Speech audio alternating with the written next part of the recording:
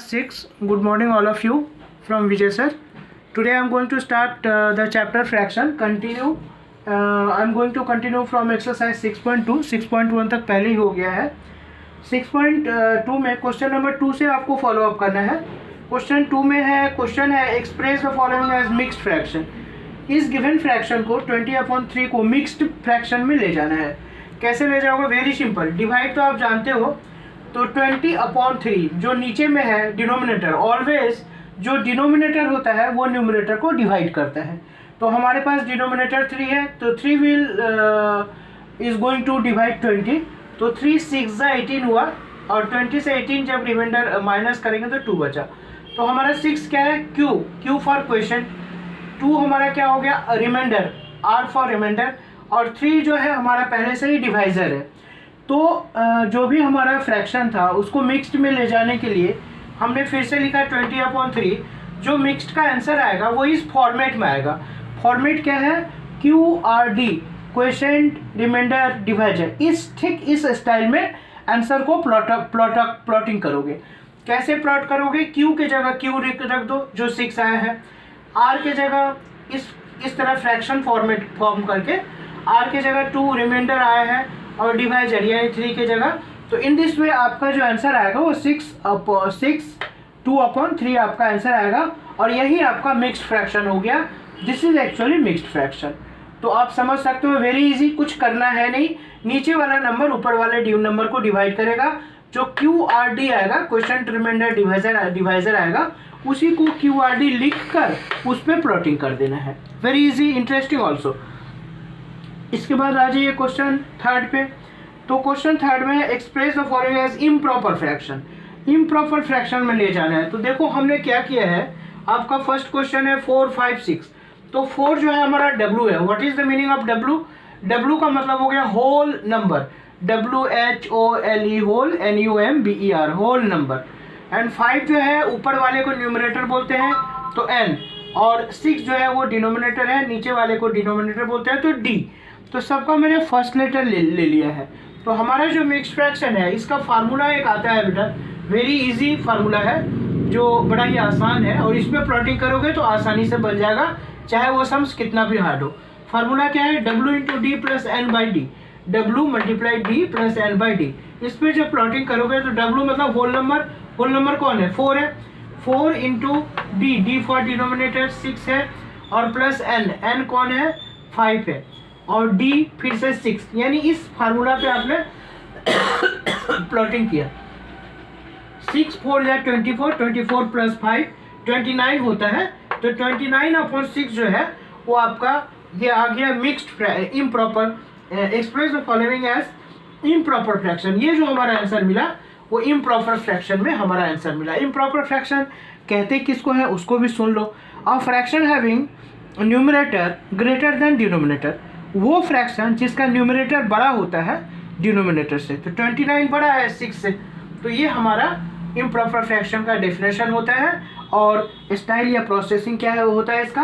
कुछ नहीं, W × D + N/D formula पे प्लॉटिंग करोगे और कैलकुलेशन करके जैसे भी जिस स्टेज में भी कैलकुलेशन करके आप ला दोगे वही आपका आंसर हो जाएगा. अब आप आ जाइए क्वेश्चन 5 पे. क्वेश्चन 5 पे 4 नहीं करना है. क्वेश्चन 5 पे आ जाइए. Replace the box by a correct number. आपको ये बॉक्स दिया हुआ है, इसको करेक्ट नंबर से रिप्लेस करना है. मतलब इस बॉक्स में करेक्ट नंबर पुटअप करना है. तो वेरी इजी, थोड़ा सा कॉन्सेंट्रेट करो. 2/5 = बॉक्स अपॉन 50. तो अब देखो जो गिवन है वो 2 और बॉक्स तो खाली है. 2 गिवन है, बॉक्स खाली है. इसको छोड़ दो, नीचे वाला फॉलो करो जो दोनों गिवन है. हमेशा गिवन को फॉलो करना. गिवन में एक 5 है, दूसरा 50 है. तो 5 और 50, तो 5 10 जा होता है 50. 5 10 जा 50 होता है. तो 2 का भी यहाँ 10 जा होगा. तो 2 का 10 जा क्या होता है? 2 का 10 जा 20 होता है. सॉरी, यहाँ हमने 10 लिख दिया था, तो ये 20 होगा.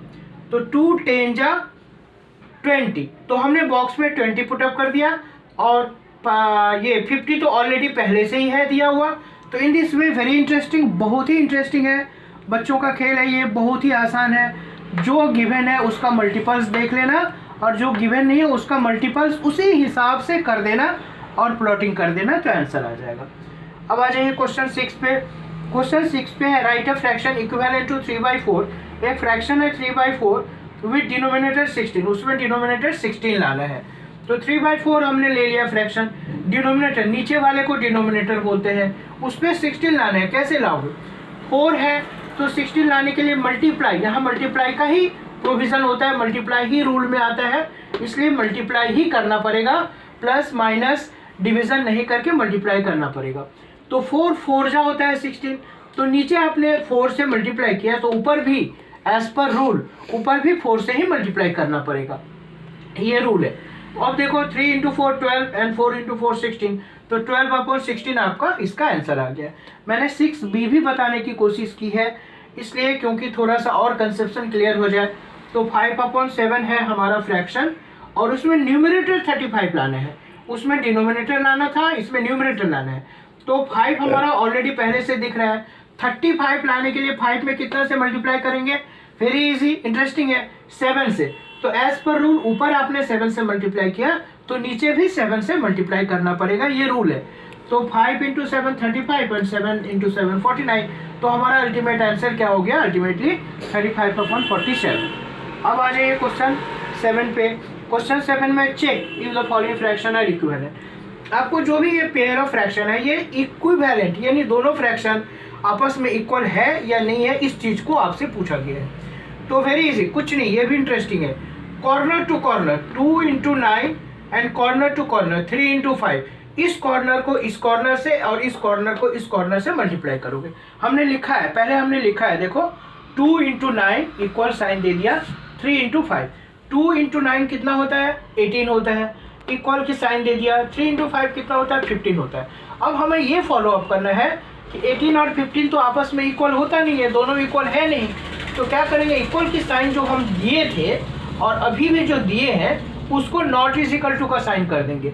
कोई भी इक्वल के साइन को जब ऐसे हम काट देते हैं तो इसको बोलते हैं is not is equal to, is not equal to, क्या बोलते हैं? Is not is equal to. तो ये दोनों इक्वल नहीं है तो is not is equal to. Therefore ये सो का साइन है, देयरफॉर की साइन है, देयरफॉर ये जो गिवन फ्रैक्शन था फिर से आप लिख लो, 2/3, 5/9 is not an equivalent fraction. Since ये दोनों इक्वल नहीं होगा तो नॉट एन इक्विवेलेंट हो जाएगा। फिर यही बात, यही दोनों जब इक्वल हो जाएगा तो उस पेयर को लिख के लिखोगे yes it is an equivalent fraction. तो ये हो गया, वेरी इजी, इंटरेस्टिंग है, ऑल क्वेश्चंस आर इंटरेस्टिंग। इसके बाद क्वेश्चन 8 पे आ जाइए। ये रिड्यूस करना है, रिड्यूस मतलब काटापीटी करना है। तो जो भी गिवन फ्रैक्शन है सिंपल सा रूल सीख लो, थोड़ा सा आपको लगेगा हार्ड है बट हार्ड है नहीं। जो नीचे वाले नंबर है एचसीएफ फाइंड करना है, इसको बोलते हैं HCF by division method. HCF by division method से आप इसको एचसीएफ निकालोगे तो 150 जब 250 को डिवाइड करेगा 1 जा, तो ये 100 रिमाइंडर है।